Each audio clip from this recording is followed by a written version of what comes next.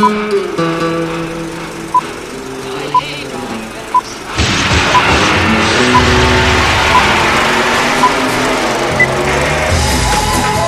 to the Reviews Without Remorse podcast with Joe and Dave. Be warned, the discussions in this podcast will contain detailed spoilers. For spoiler-free reviews of newly released films, please check out our channel Reviews Without Remorse on YouTube and VidMe. Enter at your own risk and enjoy the show. Welcome one and all to Reviews Without Remorse. My name is Joe, and I am with my good buddy Dave, my partner in crime. What's going on, amigo? Geez. I mean, I don't know where to start. Let's see. I watched Rocky 3. And we will talk about it. On this week's episode, new trailer, which I'm kind of excited about. Batman v Two-Face, Dawn of Campiness. But the very last nugget from the late, great Adam West. The relationship between Disney/Marvel and Netflix might be changing a little bit. Dave will explain it. It's changing a lot. I have a bad feeling about this. Behold, my evil extractor! They are trying to overwhelm the machine with their evil! Shut it down! Harvey, look out! And then we kind of had our fingers crossed that this was actually going to come out. We weren't sure at first. Well, you know how long it takes them to do animation, so it's not surprising that they had a lot. They had most of the dialogue already recorded. I just wish, I just wish the man could have stuck around a little longer. Yeah, to live to see what he had accomplished. Mm-hmm. But I am excited for it. I saw the trailer for it. It looked pretty cool. I thought, again, I was really impressed with the last one. So I am, needless to say, I'm excited for this one. William Shatner actually kind of surprised me as Two-Face. He wasn't. He was good. He was like just what you need for that part for the type of story that they were telling. I was actually shocked at how well he was doing. I mean, Adam West and Burt Ward, they're going to bring it. We know this, and we're not going to complain about that. But, Shatner was kind of the wild element to me because Shatner is one of those people, he could be like really good or really terrible. There's really no medium to him, and you never know who you're going to get. Yeah. So it was nice to see that we got really good Shatner. Yeah. And, it's funny, and I was sort of just expecting, like, the second he opened his mouth to hear just William Shatner. But no, it's not just strictly, like, the Shatner voice that we all know from everything. Right. So, yeah. And, and again, I really do love these. I mean, you can see a lot of the other villains from the series, and I love how it blends the 60s series Batman with comic Batman. So you get elements from the comics that are brought into this series that they had done, and I love the cocktail it sort of makes. I agree. I think it's a great cocktail, and it's sad to think that we probably could have gotten a bunch more of these if they had just done them a little bit sooner. Yeah, I tell you, I mean, it really, the animation is really a great way to get an aging actor to do more stuff, and this is a really good. You're absolutely right. They could have done a whole series of these. But coming soon, and we'll be watching it, most likely reviewing it right here. Now, do we have a problem? No, sir. No, Mr. Mouse. No, Mr. Mouse. Oh, that's good, because I thought we had a problem for a minute there, huh? All right, now, get out there and make me some goddamn money! So, what's this I hear? We got a little trouble with our Netflix Marvel shows. Okay, well, let's get to the good news. The good news is this doesn't affect the Marvel shows. And the reason I wanted to talk about this is I wanted to talk about greed a little bit, if we could. Oh, gonna get into something here. Oh, we're gonna get into something here. It was announced this past week that Disney's contract with Netflix, when it expires in 2019, it will not be renewed. Now, there was a time where Disney was talking about buying Netflix, and Netflix is just too damn valuable. You can't buy Netflix. They have over like 100 million subscribers, making like $8-9 a month. Do the math. That's how much money this damn company is making. You're not going to just simply buy this company. Okay? This, to me, is symptomatic of an upcoming issue that we're going to have. This is the only reason I want to talk about it. Otherwise, I'd be like, Disney. So basically what we're losing is we're not losing the Marvel. Marvel is a conjoined thing with Netflix and Disney and Marvel. So that's it. They're there. They're always going to be there. It's part of Netflix. That's not the problem. It's things like the Disney movies, the Marvel movies, the Star Wars movies. Once the contract is expired, they're gone. You're not going to be able to see Rogue One. You'll probably get to see episode 8 on Netflix for a little while because it'll come out probably in like June of 2019. But once the end of 2019 comes, all Disney movies, Moana, all them, they're gone. And probably not coming back. And do you know why? Tell us. Because Disney's starting their own streaming service. Ugh. I guess that was only a matter of time if you think about it. Oh yes. You knew it. And this is symptomatic of the problem right now with this industry. Everybody thinks, okay, people treated Netflix like a joke. And it's like, sure, we'll take your millions to put our shows on there. Tee-hee, tee-hee, tee-hee. And then it was like, do you remember Eddie Murphy's Raw? The HBO special, where he was making the joke about, hey, I'm going to vote for Jesse Jackson as, a drunk white man was voting for Jesse Jackson. He's like, I'm going to vote for Jesse Jackson. I just voted for Jesse Jackson. And then like the next day, he won. This is like the industry right now. They're like, oh, you're gonna pay us a couple million for our stuff? Tee. Yeah. Sure, go ahead. Wait a minute, you're making money? And CBS, this is like the Star Trek thing that we've been talking about the past 2 episodes. CBS is trying the exact same thing, and they're praying that this Star Trek thing will be the anchor that pulls people in. And this is why they're putting out so much information about it, because there's so much bad press about it. They're trying to counter it because they know if this show doesn't attract the Trekkies, they're done. They're not going to get the subscribers that they're looking for. That's going to make it cost effective. And right. Now here comes Disney, and Disney's like, well, now we're going to do our own streaming thing.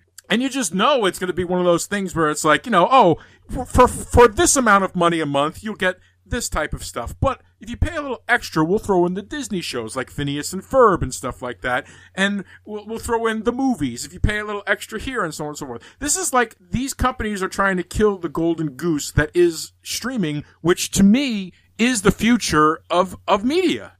I don't have a problem paying what in essence comes to renting on a monthly basis, Netflix or Amazon, because Amazon Prime is even better because basically you're paying for free shipping and, oh, by the way, stream some stuff. How can you go wrong with that? Right. I'm not as much with Hulu because Hulu kind of does the whole thing as like, I'm going to throw commercials in there even though you're paying for this. So I don't go really Hulu. But now you're going to start saturating the market, and all you're doing is turning streaming service into the very cable idea, of bundles and stuff like that people have been trying to get away from, and the reason why these services, went in the first place. It's weird because I guess the bottom line is that it's sort of all going to go this way eventually. I mean, again, when Netflix first started doing the streaming, it's funny. I was a Netflix guy way early on because I remembered them just to rent the DVDs and send them back. Mm-hmm. Same here. Before they even started streaming, because they used to have really, like, if you were a film guy and you wanted some really obscure stuff that you cannot find anyplace else, Netflix probably had it. That was pretty sweet. The streaming stuff, frankly, I never even got that excited about because even to this day, I still have Netflix. I like it, but if Rocky 3, like, oh, I gotta watch Rocky 3. I never find anything on Netflix. If I'm looking for something specifically, it is rare that I find it. When I moved into my new apartment, this was the first time in my life I ever said, look, I don't want a phone, I don't want cable, I just want the internet. Because I've got all these streaming things, I watch movies, I don't watch a lot of television, regular television, so you know what? This is fine. And I think they're all getting wise to this now. They're all getting wise to the idea that if they're, no one watches regular TV anymore. Somehow it's probably all going to be streaming. It's probably a matter of who's going to do it, how, and why, and what's going to fall to the wayside. Disney can probably do it. Disney can probably, support a whole streaming service just with their own stuff, mainly for the kids. But you know what? You're right. The Marvel stuff will be on there. The Star Wars stuff will be on there. And the more stuff they buy, it's only going to get worse. I don't know. I don't know what the answer is. But yeah, because again, I'm not going to start paying for all these other crazy services just to get whatever. Yeah, I can almost understand the logic. Like even though you sort of started this out by saying this is a story of greed. Yeah, it is. But on the other hand, again, if I'm Disney, am I going to is it smart business sense to just sit back and do it? I mean, put it this way. The whole reason there ain't no Blockbuster no more is because they said, who's going to stream anything? Netflix, yeah, we don't need to bother with that stuff. Well, goodbye Blockbuster, and Netflix just wiped them out. So if I'm Disney, does it make good business sense to sit back and just say, we don't need to get involved with that? No, they kind of have to. And frankly, I think everybody does. CBS, Is it greedy for them to want to start their streaming service? Well, yes and no. On one hand, do they just sort of sit back and watch the parade go by and not say, we need to start looking at this? I mean, I'm not going to pay for it for this one dumb Star Trek show, which is obviously going to hit the tank pretty soon. Mm-hmm. But again, I can't fault anybody for saying, look, we need to start paying attention to the streaming stuff and maybe get involved. Maybe classifying it as greed is kind of putting it in simplistic terms, but it's still a situation of, who is it you're trying to appeal to?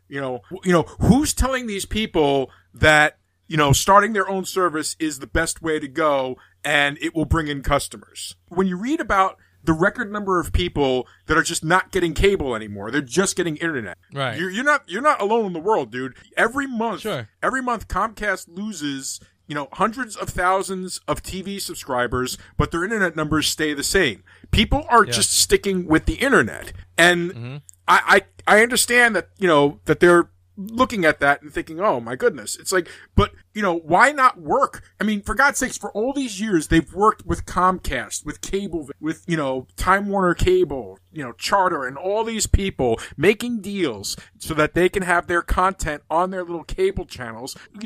Why is it all of a sudden such an affront to have to deal with Netflix when you've been doing that type of business for years anyway?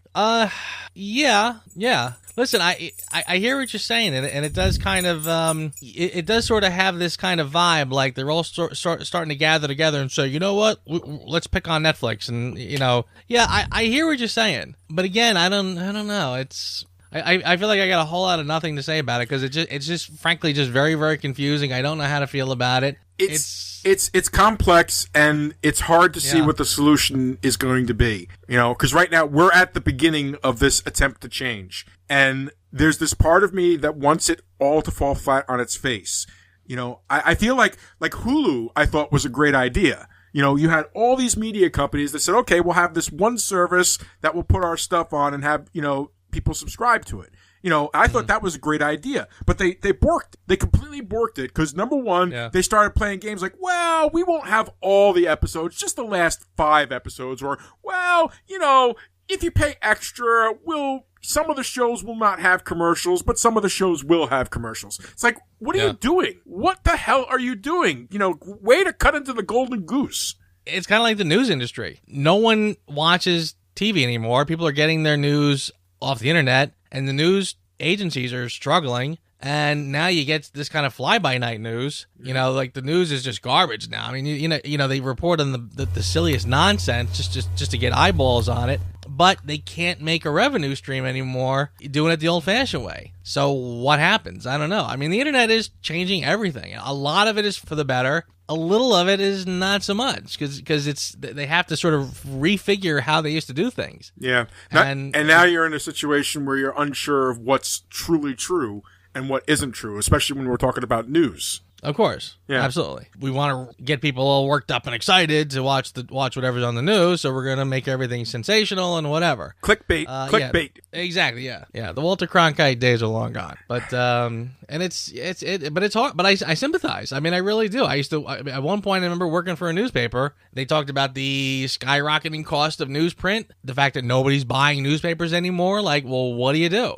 And you want to keep a staff of journalists, keep doing what you're doing, but if there's no revenue coming in, how do we support it? So, I don't know. I don't know what the answer is. And I mean, I'm kind of getting sort of off track with just our humble little streaming service conversation, but it's kind of related. I mean, I don't know. I don't quite understand. I don't know what they should be doing. Like if I'm working at Disney and I see streaming services popping up galore and here's Netflix making a killing, like you said, do I just sort of sit here and say, well, it's good for them, I'll just keep doing what I'm doing, and then suddenly you miss the boat? I don't know. Yeah, hard to say, man. We won't know how this shakes out until probably I'd say January. I'd say if CBS's little experiment blows up in its face, which pardon the Schadenfreude, but I'm kind of hoping it does. But if it blows up in their face, that's going to change the landscape a lot, and we'll see what happens. Yeah, and I can understand that. I can understand the sentiment. And let me just go back to what you said before. So, are all the Marvel shows safe forever, or just only safe until 2019? No. The Marvel shows themselves are safe. That was a deal. That was a deal of co-finance between Netflix and Disney to make those shows. So basically, well, what about new shows? Like, can they develop a new show going forward? That's going to be that's a deal that'll have to be done on a deal by deal basis. But what they have right now, and that's it. Welcome to segmenting the market. Now, when we fought, you had that eye of the tiger, man, the edge. And now you got to get it back. And the way to get it back is to go back to the beginning. You know what I mean?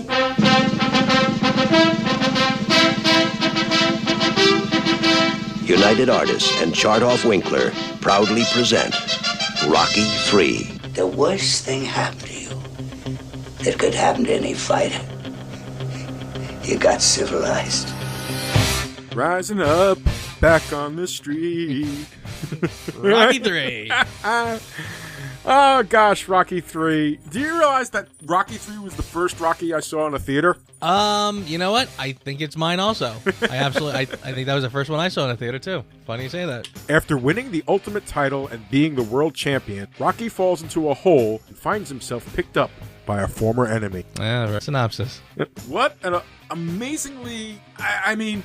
You know what's funny about Rocky III? The first thing that I thought of when I was done watching it was like, my God, they took all the tropes and made whole new tropes that have become like the staple of more of the staples of sports movies, and to an extent, the Rocky movies. Yeah. You know, you had the whole...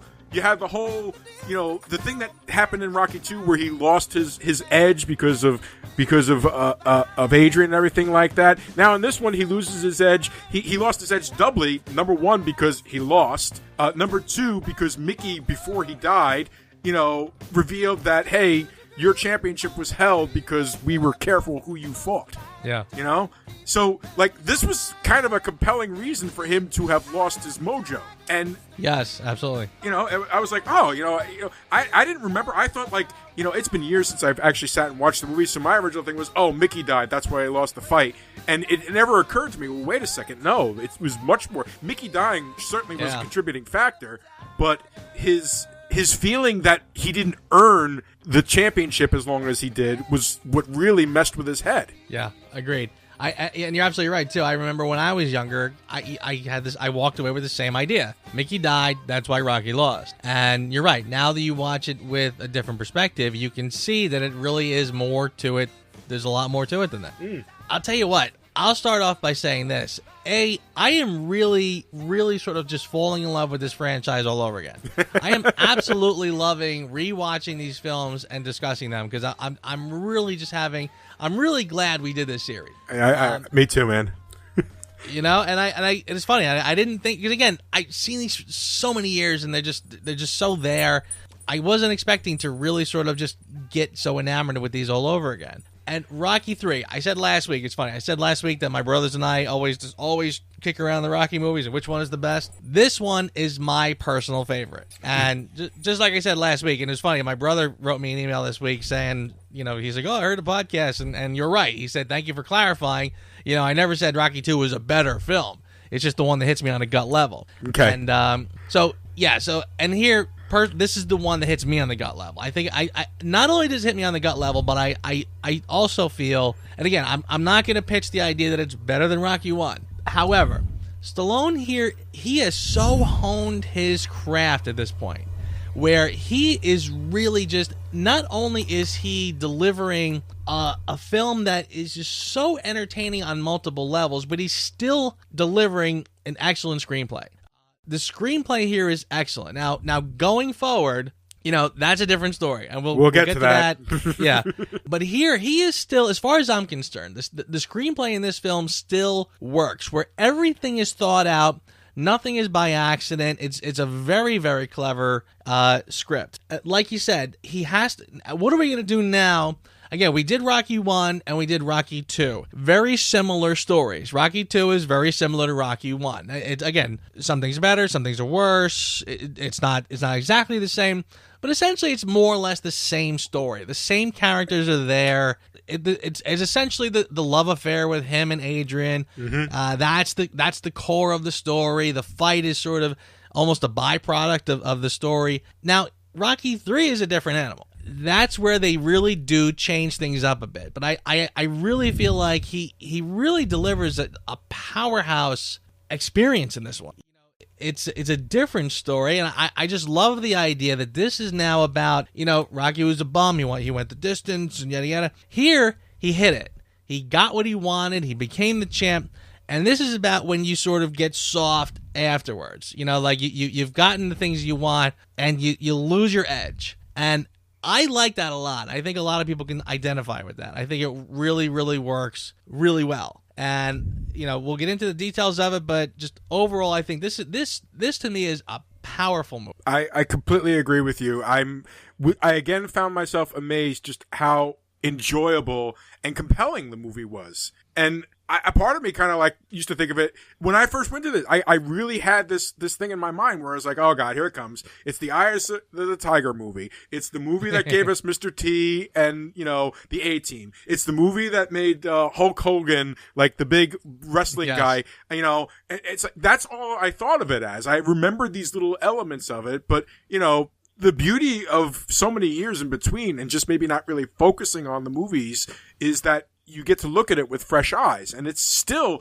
it's amazing what they were able to pull off. And this was a hugely successful entry into the series. I mean, almost a turning point in the series because it was almost more successful than the initial two, I believe. So, I mean, he had no reason to continue, and he headed it on a high note, but still, they managed to find a compelling idea behind it. I mean, Rocky basically became Apollo in this, and it took Apollo to bring him back. I mean, how much of an awesome little twist of fate is that to throw in there? And they don't even like dwell on it, but like it's right there. It's like the irony, it's just staring you right in the face that the only person to get you back is the guy who himself was knocked off the mountain. Yes. And who was knocked off the mountaintop and felt like, what? This isn't a bad person. He doesn't deserve this. Let me help him. Let me pick him up and give to him something that I wish somebody could have thought to give to me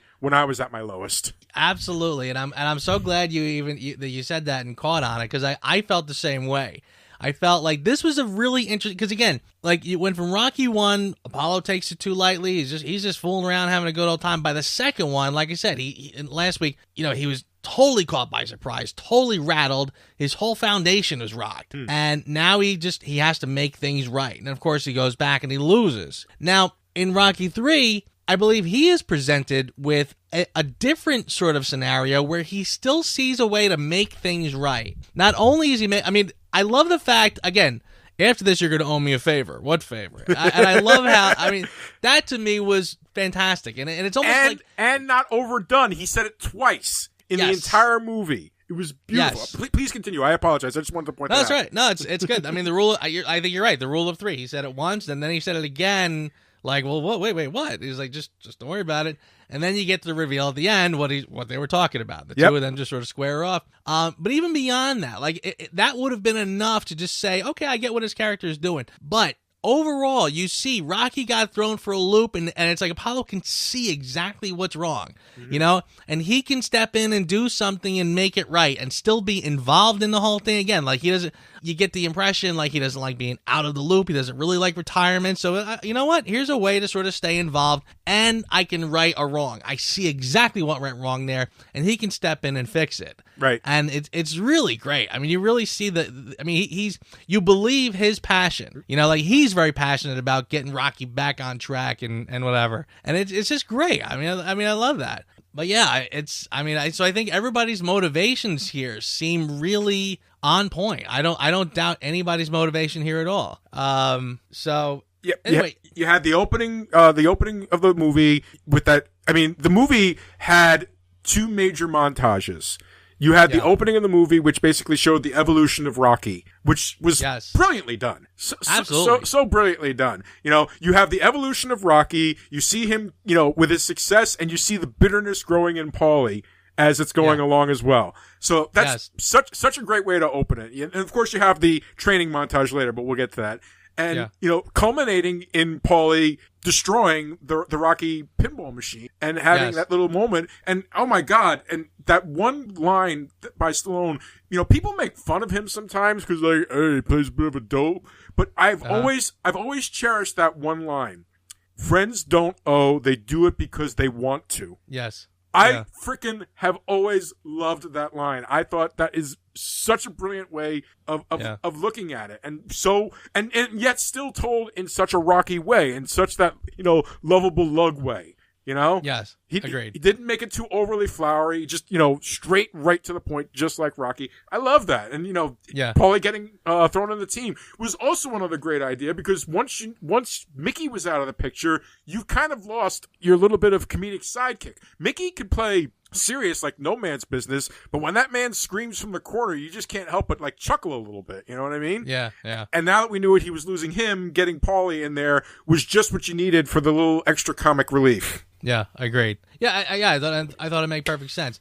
But you're right about that opening montage. I mean, that's a great montage. I mean, that works on so many levels too. Like you said, not only do you get Rocky again, he's going through the steps. He's got title defenses, but really it's more about him doing American Express card ads, and he's doing charity commercials works for this, that, and the other thing. Charity stuff. But intercut with that is the climb of Clubber Lang. Mm-hmm. He's climbing up the ranks. And you see him, the viciousness and the way he trains. This guy is serious, and I love the shot when you see Mickey in the audience and he starts yelling at him, like you see, and like Mickey's watching him too. I want Balboa. You that old man? You tell my boy, come here, blood. Nobody can beat me. You tell him what I say. He's next. I'm gonna kill him. Nobody can stop me. You tell that boy that. I'm coming after him. You tell him. And even him screaming out the thing, you got right away. Wow, he was intimidating. I mean, Mr. T sort of became kind of like a goof, novelty of the 80s. But this guy meant business. I mean, he was really, they struck gold when they discovered him. Yeah, seriously. I thought he was just absolutely, I mean, he is tremendous in this film, and you really do get the sense that he could kick the crap out of Rocky. I mean, he was something else. He to me, back in those days, I remember when Mike Tyson became he was all of a sudden came out of nowhere, and he was just knocking people out left and right. And I used to say he reminds me of Clubber Lang. Mike Tyson to me was like a real life Clubber Lang. More apt than we even know. Even though, the lately I've seen of Mike Tyson, he's a bit of a pussycat. Well, he's getting older. But you're right about. I mean, I just want to say. I mean, that montage was so effective. It really was good, and it even does something else too. It's funny. You were talking last week about the eye. It was all about the eye is going to go blind, whatever. And of course, that never comes up again. There's a lot of things that.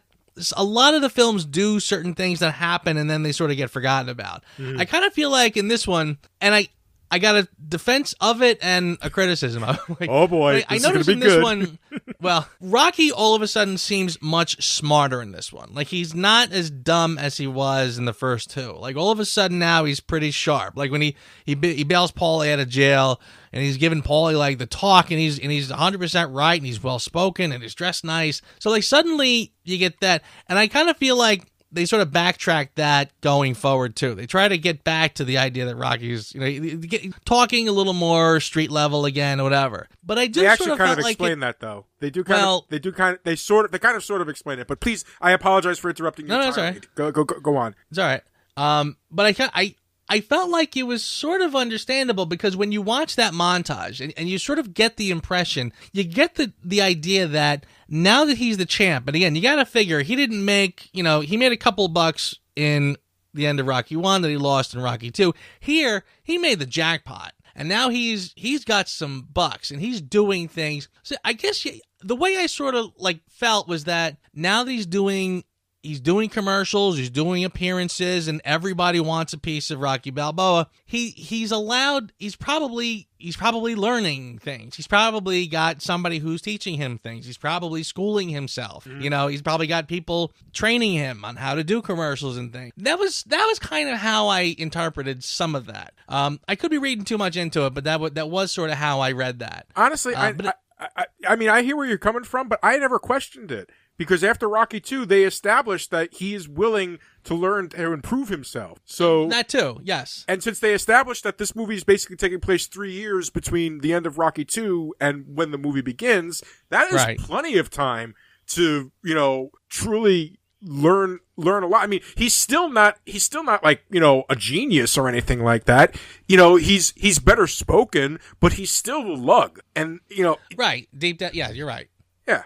I mean, he's not right, and even this sort of comes up later because again, you still get the idea that Mickey is the one calling the shots when it comes to his fights and all that kind of stuff, and he sort of hasn't paid attention to this part. Yeah, that's kind of where that problem sort of develops from. Well, he trusted Mickey. Mickey moved Mickey into the house and everything. He was family, so again, back to the lovable lug. As far as he's concerned, if you're family, you believe. Exactly right. Yeah, and why not? I mean, Mickey good at what he does. Why not? But again, it goes to the idea that he's smarter, a little wiser, but still not enough to really understand what's going on behind the scenes, or not enough to really care or pay attention to it. Right? Not giving it much thought. Yeah. So yeah, I didn't have a problem. I didn't have a problem with that. I don't and. I feel like the one thing I did enjoy about, at least for these first 3 movies, is they didn't take the audience's intelligence for granted. A couple of, once in a while, they would throw out a little line that was a little over the top to over-explain something. Like, for example, in Rocky 2, when they had to explain twice that she couldn't come to the fight, which, by the way, I've come to find out because Talia Shire wasn't available for when they had to film the fight, so they filmed the fight and they just added that scene in later. Ah, okay, gotcha. So that's the only reason why she wasn't there. That's interesting.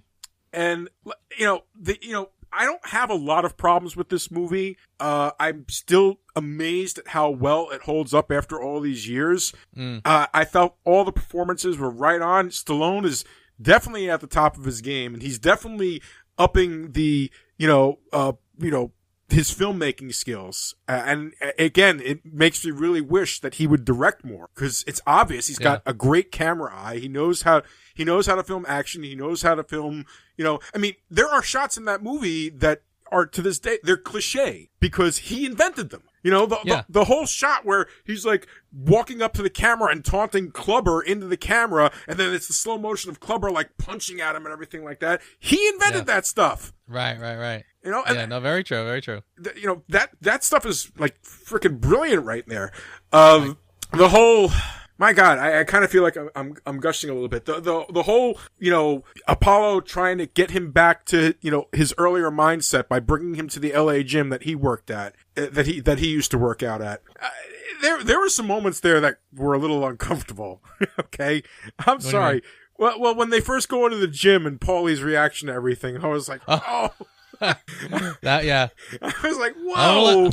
Yeah, I don't like these people. But again, it's great. Yeah, I don't like these people. Maybe they don't like you either, Paulie. What did I do to them? Yeah. That was a great line. The Archie Bunker of the Rocky movie. For sure. I don't think he ever really evolved. Yeah, but you have the evolution of Rocky. You have the evolution of Apollo. And Apollo, what a great little idea. I mean, granted, I never thought of Apollo as like a villain in the first 2 movies. Right. He was just an opponent. This is the first Rocky movie where they truly make a villain. There's nothing really redeemable about Clubber. No. You're absolutely right, yeah. That's an excellent point. It's funny, I actually watched, just the other night, right after I watched Rocky 3, speaking of Netflix, I found something on Netflix, a documentary, it was something about they did for Creed, before Creed came out. Mm-hmm. And it was like, Rocky, the series from Rocky to Creed, and, they interviewed Carl Weathers, and he said, like, I wanted to develop him so that he was, as much as he is the antagonist, I didn't want to make him a villain. And I've always felt, I agree with you, I felt like that was absolutely right. I mean, you could see, and the way they even explain that a little bit. Like, I like the line where he says, when you beat me, I didn't want to hear from nothing and nobody, not even my kids. That sort of explains away kind of how he sort of comes off in Rocky 2. Right. But even then, like, even during Rocky 2, as much as he's a little more, we said last week, he's a little more the mustache twisting villain, you still understood his motivation. So you really didn't have any problem with him. I mean, the first Rockies, like you said, he's not the villain. The story is really about Rocky overcoming his own limitation. It really is not about battling the villain per se. But you're right, here, absolutely, Clubber is the villain, and they have no problem making him a villain.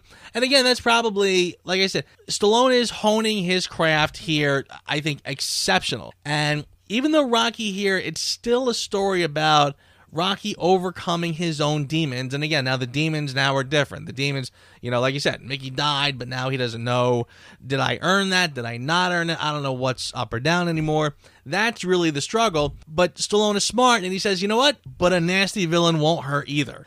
So you sort of have like that much more going on here. This really is the sort of perfect cocktail, again, because I really think Rocky 3 is sort of the perfect balance, because the critic in me would say, look, this is where Stallone is starting to get a little too infatuated with action movies. Like, the Rocky series sort of moves from drama to action film. And here is where you sort of get to the as far as I'm concerned, where the roller coaster sort of hits the peak and starting to tip over the other side. And it hasn't fallen down into action film yet, but it dances with it enough to really add something, to really add some excitement to this film. First of all, you have the fight with Thunderlips, with Hulk Hogan. To all my love slaves out there, Thunderlips is here, in the flesh, baby.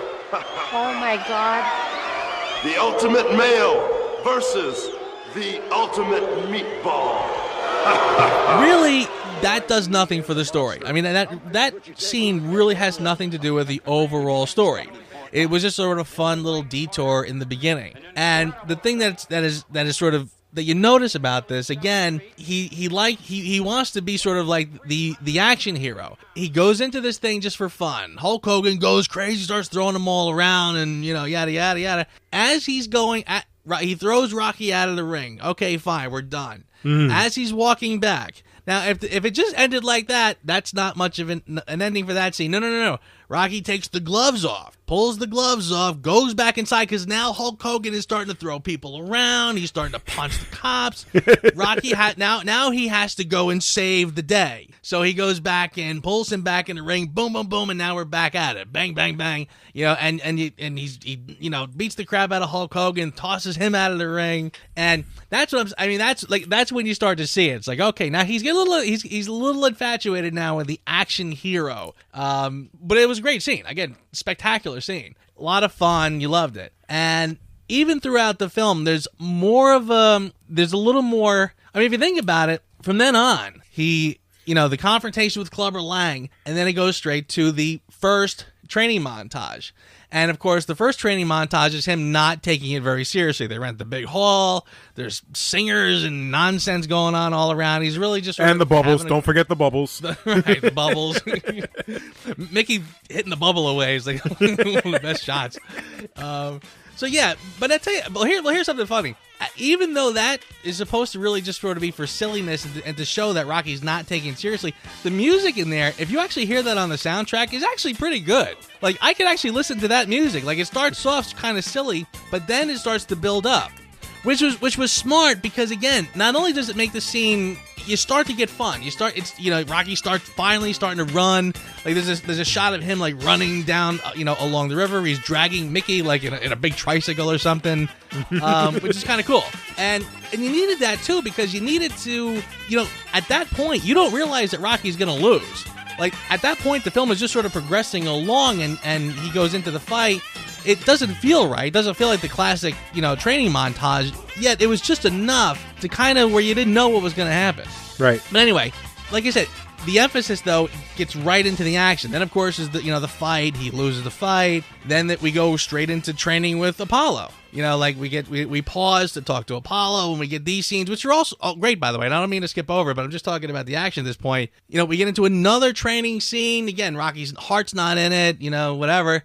But then the Adrian talk, and then we get into the real training montage. So, the point is, this film moves pretty quickly. It gets right into action, training, good training, bad training, whatever. But this film has a pretty hefty pace. It's moving along pretty well, and there's a lot of energy in it.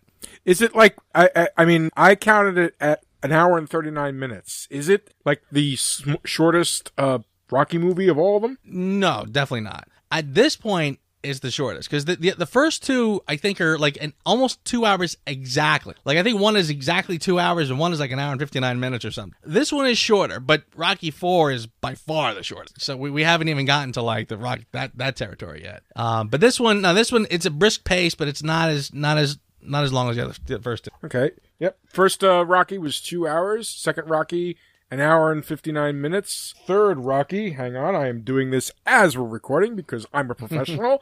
An hour and 39 minutes, like I said. Rocky IV is 1 hour and 31 minutes. My God, that just doesn't. That's definitely 80s movie length. You know. That was when Stallone realized he started to realize, oh, if I shorten the film, they get more running times and they can show it more times.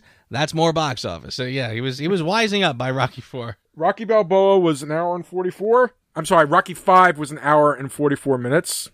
Rocky Balboa is not returning my calls.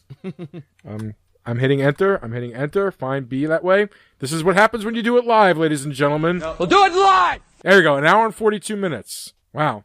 All right, I'm sorry, I got caught off track by going by the film length. But you're right, you know, this movie, you know, is like a bridging point. It's that bridging point between the amazing talent and the tight script writing that he's demonstrated so often, and into the, okay, now we're just going to get into, you know, Marion Cobretti, you know, style filmmaking. Yeah. Okay. Yeah. Yeah, I mean, this is, like I said, this is before Stallone really breaks out into his like mid '80s action hero stuff. Yep. But that's why I say I think this one, like I said, the cocktail is perfect. I think he's got the perfect balance of drama and action. You know, I mean, again, we get so many. You know, it's funny, and you mentioned last time you said there's the two training montages. Well, here, I mean, it really sort of depends on how you look at it. Frankly, there's one really good, you know, gonna fly now training montage. Mm-hmm.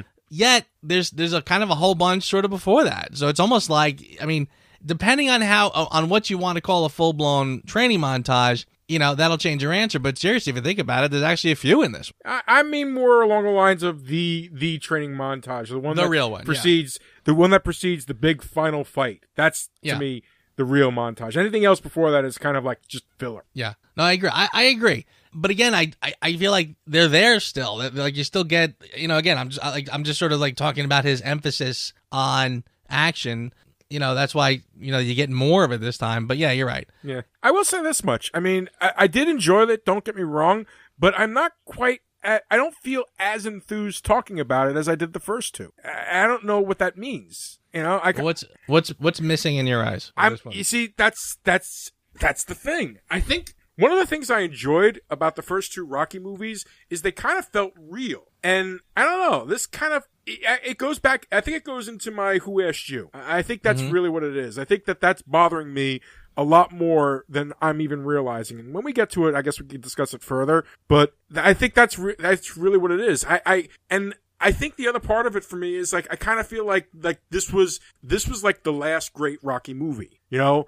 The next one is serviceable, but then Rocky V just goes weird, and it took Rocky Balboa to get it back almost, you know, pun not intended. And it, you know, watching it with eyes that knows where the series is going, this is where I start seeing what you're saying is 100% true. This is like the conversion movie where he goes from, you know, serious film auteur to getting closer to action. And this movie, as I was watching, I was like, this is the turn. This is where, you know, some of the elements that made Rocky great are lost from this one forward and replaced. Yes. Well, I'll tell you, but I'll tell you what, your argument here sounds like the kind of argument that you were making for Die Hard 2, where you said, like, basically your argument, as far as I was concerned, was more like, this was the gateway drug, you know, like this was the where the downfall started. And my argument, of course, was like, well, yeah, that may well be, but don't penalize this movie because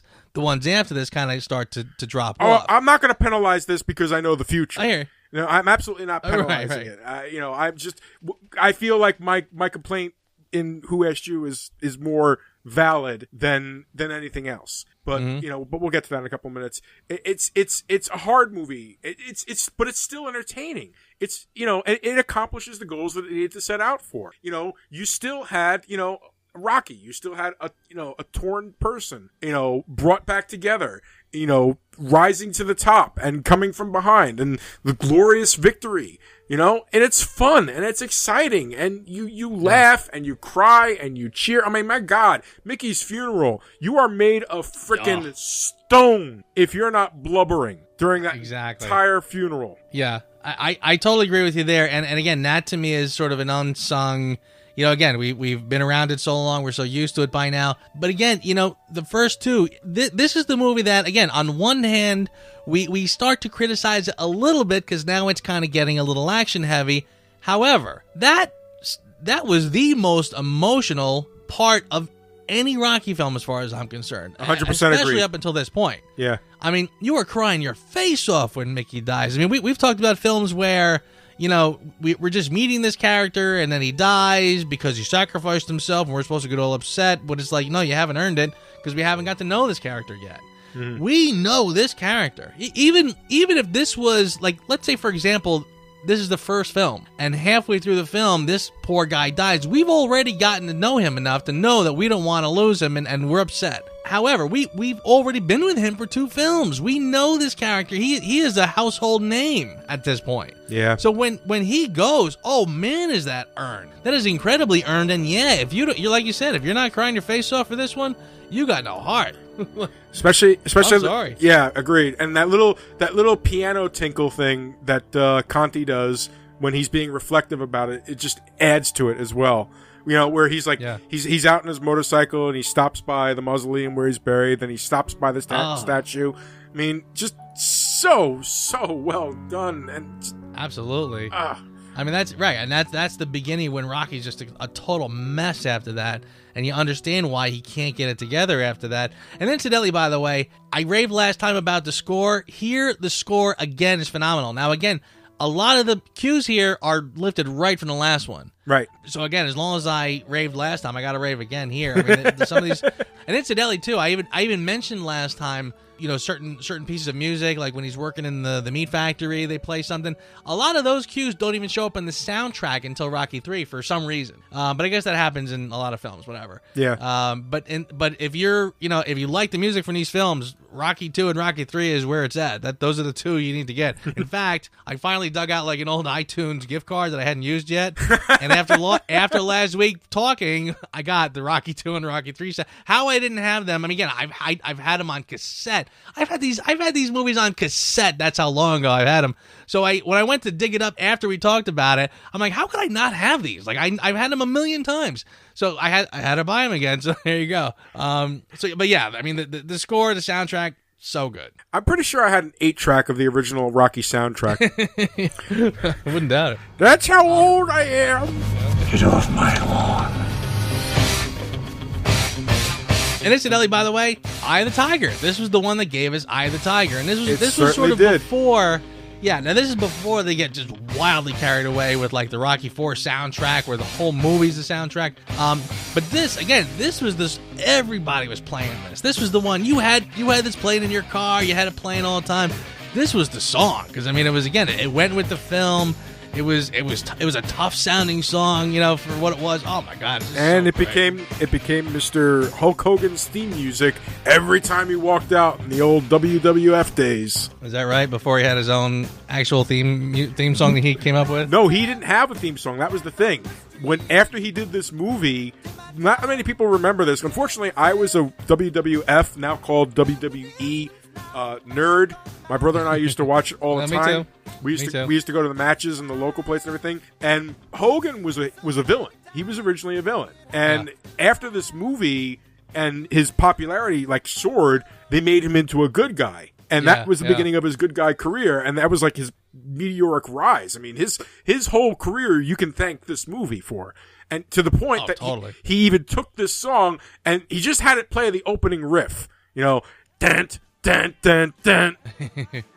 Before it became "I Am a Real American." That was the one I was going to tell you about. I am a real American, fight for the rights of Yeah. Don't forget. No. I am a real American. Which that was a guilty pleasure. Even to this day, I can still listen to that. In fact, I had like a workout mix that I had for years. It was all the Rocky. It was Eye of the Tiger, all the Rocky IV stuff, and I threw in for good measure I Am a Real American, because I used to love that one. It was catchy, silly and stupid. And the video for that, oh my God. If you want to laugh, look up the video for I Am a Real American. Him, Hulk Hogan with his tights on, playing electric, or pretending to play the electric guitar behind like Mount Rushmore.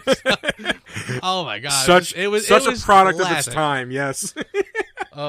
I almost feel like when you hear like America, oh, yeah, that's kind of what I'm thinking. Like, this is sort of what that's a goof on, really. Oh, 100%. You know, Trey Parker and Matt Stone, that was their inspiration. Totally. Well, what's your score, sir? I am going to give Rocky 3 an 8. Ooh. I think it is. Yeah. Actually, I kind of wanted to give it a 9, actually, too, because I think, like I said, just a quick recap. This is the one that hits me on a gut level. I really feel that everything sort of just works. Like, the stars really align for this one. It couldn't have happened without the first two films. But it works really well. I love the idea that now Apollo comes back and now he's training Rocky. I love the idea that it's sort of a fall from grace and it's about getting your edge back after you've sort of been on top. The scenes with, the Hulk Hogan scene is great. Mr. T is a spectacular villain. Everything really works on this on a certain level with this one. In fact, I'm going to give this one a 9. Whoa. And yeah, and again, like I said, Rocky 1 is the 10. No question about it. But this one, impressed. I really just feel like I said, Stallone, this is when the Stallone machine is working on all cylinders.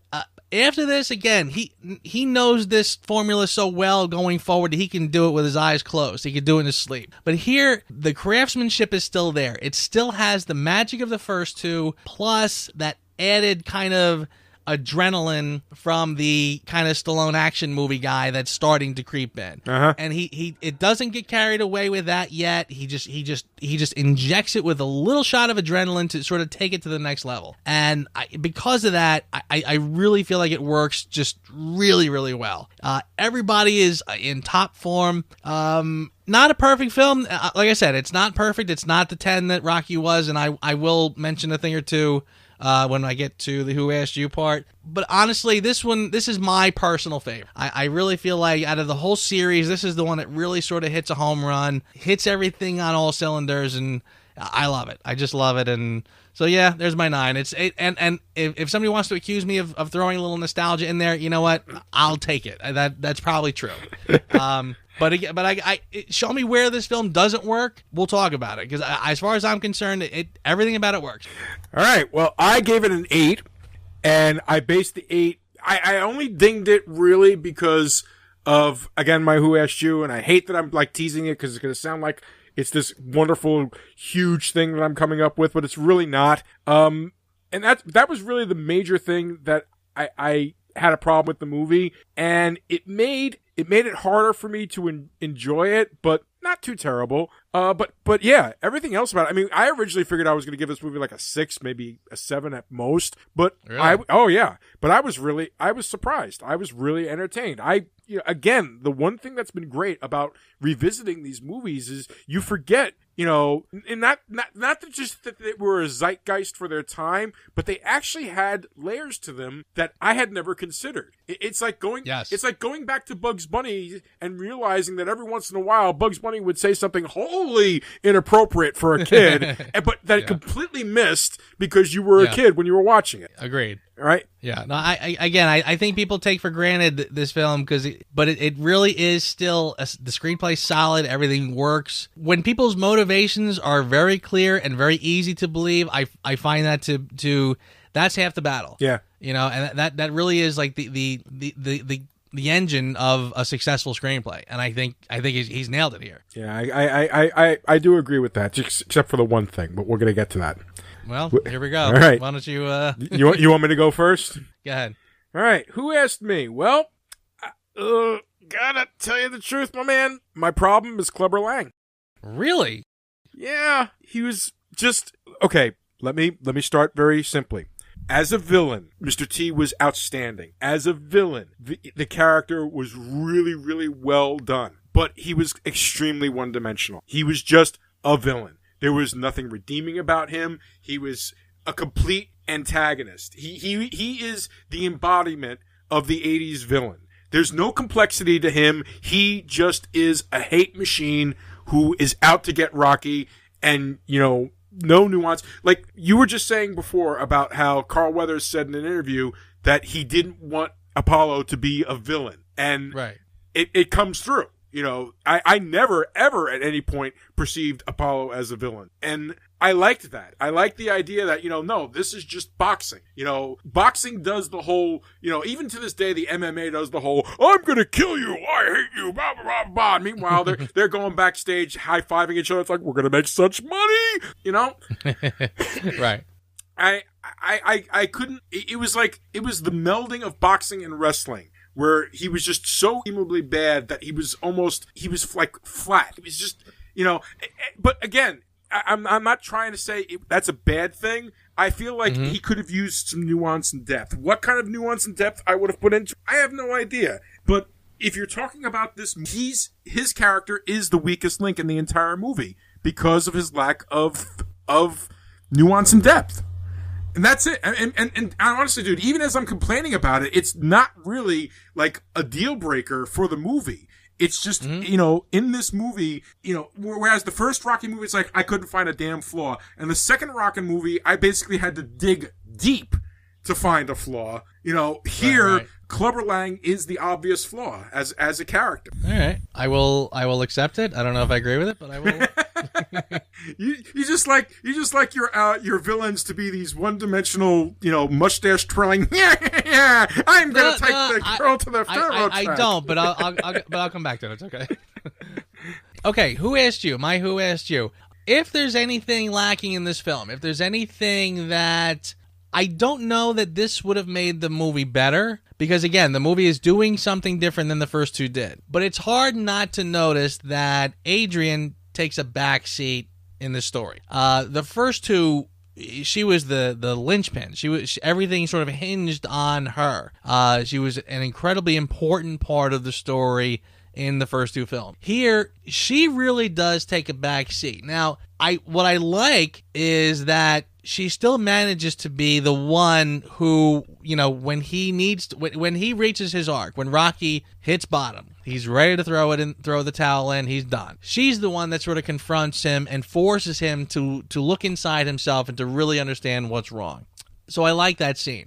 In fact, it was funny. When I watched it this weekend, Mary and I watched it together, and Mary kind of walked away from that saying, boy, she's annoying in this one, isn't she? And I was like, well, how dare you? What are you talking about? She's the one she's the one who talked some sense into him and got him to understand himself. Like she didn't have to say, here's what's wrong with you. She made him say it. You know, she got him to say it. And that to me is spectacular. Like again, you want to get you want to have a heart to heart with somebody. You want to get them to see your point. Don't tell them what you think. Get them to say it. Yeah. You know what I'm saying? Like make them feel like they figured it out for themselves. That was powerful, and I like that. Again, it's kind of, you know, I that's another one I think people sort of just dismiss a little bit or whatever. So I really like that scene. But again, having said that, yeah, she's hardly the linchpin in this film. She really is sort of a secondary character in this one. I mean, even Mickey is far more important in this film. So yeah, that's like I said, would it improve the film if she was more involved and this was more about her? I don't know, because again, I think they had to change it up. They had to do something different, and to just do Rocky 3 like the same as Rocky 2 would have been a mistake. Mm-hmm. I do agree that she definitely got the shaft there, but that one scene. There you go. I mean, that's what you needed her for. She does what she needs to do. Yep. She's still there for Rocky, and she's the one to get him to see what's going on. So I like that. Which actually leads into my for your consideration, if I may start. Mm-hmm. I thought that scene was brilliant because you're absolutely right. She didn't like beat it into him. She tried to understand. Tell me what's wrong, Rocky. You know, explain it to me, and had him come to the realization of it. Was a beautiful moment, and I thought it was an earned moment, and I thought, that she was perfect. I mean, to me, that scene, that one beach scene, is like, it's the fulfillment of the promise that he made in Rocky 1, where he says, together we fill gaps. Yeah, agreed. And when that happened, I was like, that's beautiful. I hope to God I have a relationship like that someday, where somebody, where somebody is like, you know what? I know something's wrong. Just talk to me. Just let's just talk until you realize what it is, and then I'm going to help you through it. And she does. She wasn't the linchpin in the respect. It was Mickey and Mickey's confession about, the fights and everything like that was really the linchpin of the story. But she's the one that brought him back and made him realize, you know what? It's time to step up. That was terrible. I understand what that would do to your pride, but what are you doing to your pride now? Yeah, agreed. And I'll tell you, and it's great too. Like you said, sometimes you forget. Like, again, this was written by Stallone. He's writing this, and again, in real life, seriously, if you're having a conversation in real life, you got a friend. You know exactly what they're doing wrong. You know exactly what they need to just tweak a little bit, and you know that they're going to be successful if they just fix this one thing. Right? You say to this person, you know what's wrong with you? This. And you'll spend the next hour arguing with this person saying, you don't know what the hell you're talking about. But if you got that person to say it for themselves, to see exactly and to come up with it on their own, boom, they'll walk away, and exactly what you wanted to happen will happen. Somehow he knows this as he's writing this screenplay. He's writing this, and he knows you want him to wake up. This is how she's going to have to do it, and it can't be just her lecturing him, yada yada yada. So I mean, that's a brilliantness again to the screenplay, and this is why I say again, this is Stallone on top of his game. He is still delivering a solid screenplay where you understand people's motivations. And again, with that added punch of the action job, so that's why I think this one really does work on a gut level. Really a home run as far as it is very good. But but like you said, and it goes into another reason why I did detract another point and gave it an 8 out of 10 is the fact that the Adrian love story did get kind of pushed to the side. Yeah, they have elements of look, and so on and so forth, but it wasn't really until that scene that she finally showed anything. Has something to do. Yeah, exactly. Yeah. But what about you for your consideration? For your consideration, you're going to love this one. Clubber Lang. Oh my God, it's the irony show. And I'll be honest with you, I had a hard time coming up with something because again, I could just sit here and gush about every little part of this movie for another hour. When I think of something that was sort of unique to this film, Mr. T is a hell of a find, and I really have to say, when this film first came out, this guy, you were like, wow, this guy he's really something else. Carl Weathers is an excellent actor. He's fantastic in his role. But I don't think we've had a villain before or after that really hits that Clubber Lang level. Where when the opening montage, when it ends with him screaming at Mickey, you tell him I'm coming, yada yada. Like, this guy is terrifying. He was really like, I mean, he's mesmerizing. He's a guy, when he talks, you're just sort of glued to every word he says. I think he was absolutely incredible in this one, and really just a unique personality, frankly. And I mean, he's a real life personality, but I think when it comes to like casting a part, I think they really just they struck gold with him, and I just think, again, I mean, like I said, now we look at him as sort of a punchline from the 80s, but this guy was like this. He was serious business, and again, when you're looking for somebody who's going to be more intimidating than Apollo Creed, somebody who is going to, I mean, again, the linchpin when Rocky says, "I'm afraid," that guy would scare the hell out of me too. He has to be believable. He has to be incredibly intimidating. I would totally understand why he would scare the crap out of him. So yeah, I really think he is he injects a lot of punch into this film just by his overall personality, his presence, and I just think he's a great find. And I want you. I mean, go ahead. I'm sorry. As far as I'm concerned, we've never had a villain since him that really delivers the punch that he does. That I will 100% agree with you on. And again, as I stated earlier, just so we know, I wasn't bagging on Mr. T's performance. He was freaking brilliant in the part. I just felt the character itself was one-dimensional. That's agreed. And yes, he is. But again, I feel like put it this way, and I hate to fast forward, but as one-dimensional as Mr. T is in this film, compare him to like Tommy Gunn in Rocky V, who on the surface seems to have much more. You understand him much better in that one. Yet I think the Mr. T in this one is far more believable as somebody. I mean, I feel like this is somebody who you would know, or know someone like him. If not in in real life, somebody you would know in the media as an athlete. Somebody who talks a lot of smack. I kind of feel like I find him to be far more believable than I would a Tommy Gunn, even though his motivation has been spelled out to me to the nth degree. I wouldn't take that so much as a slam on the character. That's a case of polar opposites. What you have in this one, in Rocky III, you have an incredible actor doing an incredible job with a one-dimensional character. Whereas in Rocky V, you have a terrible actor doing a terrible job with a fleshed-out character. With a terrible script. With a terrible script, which we'll get to.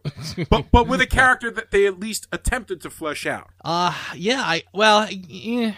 Well, that's there it is, folks. There's your preview for 2 weeks from now. Yeah. Well, I tell you what. I mean, that probably is a good way to sum up our Rocky 3. And yeah, going forward, I tell you what, next week, I am really looking forward to next week. Next week is going to be very interesting. It is very, very interesting. I mean, I almost like I've already got things in my head for next week that I'm just dying to sort of get into, but I'm going to save it. But yeah, next week is going to be a really interesting one. It's going to be really fun to talk about that one. There's no easy way out. There's no shortcut home. No easy way out. Nope, no shortcut home. And on that note, sir, I've been enjoying. I think that'll do it for Rocky 3. Yeah, I've been enjoying the hell out of revisiting these movies, dude. I have to. I absolutely have to. I am, and I'm excited. We got more. I mean, again, at this stage of the game, the fatigue would start to set in by being, I think by around this time, well, maybe not so much, but we did all the Spider-Mans, and I think towards the end, we were starting to get to Spider-Man fatigue. I'm still excited that we still got more Rocky to do, because I feel like we really haven't even gotten into the interesting ones yet. Yeah. I mean, we've done the good ones. As far as I'm concerned, we nailed all the really good ones. Well, there's still more good to come, don't get me wrong. But these were just a lot of why it works, why we like it, why it's great. Now it's going to get interesting, because it's kind of that stew is cooking, and there's some stuff in there, and we're going to have to sort it out. Yeah. Stews do go bad if you cook them too long. Yeah. But on the other side of the coin, they also can be rescued. This is true. All right. With that, and we'll see you next week, folks. See you next time. Thanks for listening to the Reviews Without Remorse podcast with Joe and Dave. Join us here every Thursday for a new episode. And be sure to check out the Reviews Without Remorse channel on YouTube and VidMe for spoiler-free reviews of new releases, as well as in-depth discussions of current and classic cinema. If you enjoy this podcast, please consider becoming a patron. You can find our page at patreon.com. As little as $1 a month goes a long way. All clips in this podcast are used for commentary and critique, and is considered fair use. No copyright infringement is intended.